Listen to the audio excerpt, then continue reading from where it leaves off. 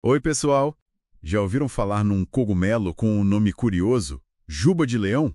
O nome científico é Ericium erinaceus, que, bom, vem do latim para ouriço, né? Exatamente. E faz todo sentido quando você vê. É uma coisa bem única, sabe? Uma massa branca, meio felpuda, cheia de espinhos fininhos caindo. Parece uma juba mesmo, um pompom, sei lá. Isso, um pompom. É bem característico, difícil não reconhecer. E é justamente esse cogumelo, assim, intrigante, que a gente vai explorar mais a fundo hoje. Pegamos o material que recebemos e vamos analisar tudo. Aparência, uso na cozinha e, claro, o que a ciência anda descobrindo sobre os efeitos dele no cérebro. Para começar, ele não é muito comum aqui no Brasil, né? Onde ele aparece mais? Não, nativo daqui ele não é. Ele gosta mais de clima temperado. A gente encontra na América do Norte, Europa e bastante na Ásia, Japão, China. Ah, entendi. Por aqui, geralmente quem quer consumir ou estudar acaba tendo que cultivar, mas dá para fazer, inclusive em casa. Legal. E você mencionou a Ásia. Parece que lá ele é mais que um cogumelo exótico, né? Quase uma estrela na cozinha. Com certeza.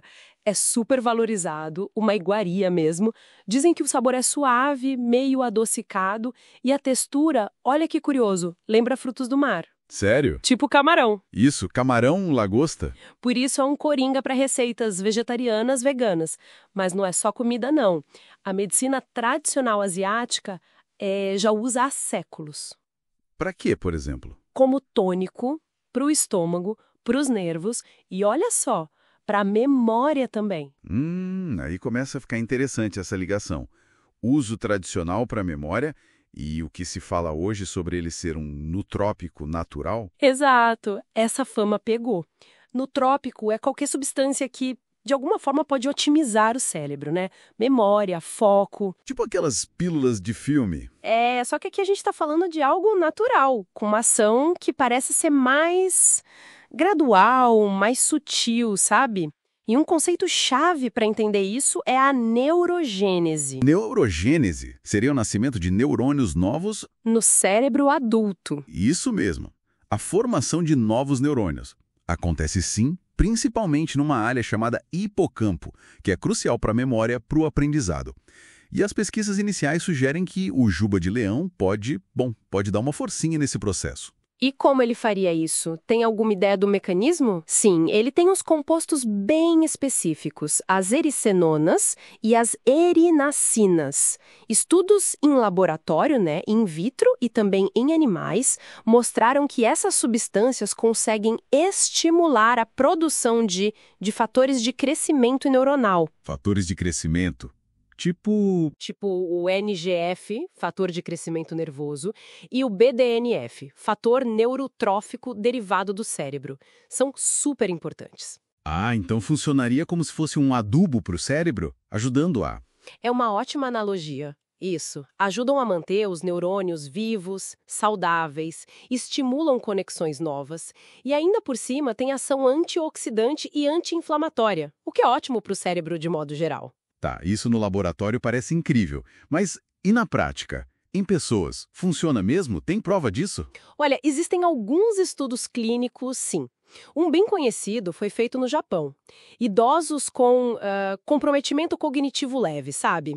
Aquela dificuldade inicial de memória. Sim, sei. Eles tomaram o cogumelo em pó, em cápsulas, por 16 semanas. E o resultado foi que eles melhoraram nos testes cognitivos, comparando com quem tomou placebo. Puxa, que legal. Teve outro estudo também, mais longo, quase um ano, com pacientes com Alzheimer leve, usaram um extrato específico, com erinacina A, e viram melhoras. Modestas, mas viram. Na memória, nas atividades do dia a dia. Modestas, mas já é alguma coisa, né? Sim. Mas é importante notar um ponto. Os efeitos parecem mais nítidos em quem já tem algum declínio, como esses idosos. Em jovens saudáveis, os estudos ainda mostram efeitos bem mais sutis ou às vezes nem mostram diferença clara. Entendi. É mais para quem já sente alguma dificuldade, então. E não é um efeito rápido, né? Pelo que você falou do estudo de 16 semanas. Exato, precisa de uso contínuo. A maioria dos estudos fala em 8, 16 semanas ou até mais para começar a ver os benefícios. E como mostrou o estudo japonês, se parar de tomar, os efeitos tendem a diminuir. Não é mágica. Faz sentido. E tem uma outra coisa que mencionaram: a conexão com o intestino. O eixo intestino-cérebro. Como o cogumelo entra nisso? Ah, isso é fascinante. Estudos em animais sugerem que ele pode funcionar como um prebiótico. Alimentando as bactérias boas do intestino. Isso ajuda a equilibrar a flora intestinal. E o intestino mais saudável significa menos inflamação no corpo todo, inclusive no cérebro. Menos inflamação cerebral é sempre bom, né? Com certeza. Bom, e pensando no uso prático, qual a melhor forma? Comer ele fresco, cozido ou tomar suplemento? Olha, o cogumelo fresco é uma delícia para cozinhar, mas para buscar esses efeitos mais terapêuticos que a gente está falando, os estudos costumam usar extratos. Extratos. Tipo, Tem extrato aquoso, que concentra mais os polissacarídeos, eles são bons para a imunidade, e tem um extrato alcoólico, que puxa melhor as ericenonas e erinacinas, mais ligadas ao cérebro. E tem o chamado extrato duplo, que combina os dois métodos. Tenta pegar o melhor dos dois mundos, sabe? Para quem busca o efeito nootrópico, esse duplo costuma ser considerado mais completo. Claro que cápsula com extrato já padronizado é mais prático, né? Dose certinha. e segurança. É tranquilo usar? Tem risco? No geral, ele é considerado bem seguro, sim. Algumas pessoas relatam um leve desconforto no estômago no comecinho, mas nada grave que tenha sido documentado de forma consistente. Alguma contraindicação? Aquelas precauções de sempre, né? Quem usa anticoagulante, grávidas, lactantes, pessoas com imunidade muito baixa. É bom ter cautela e conversar com um profissional de saúde, como para qualquer suplemento. E sabe uma dúvida que surge muito?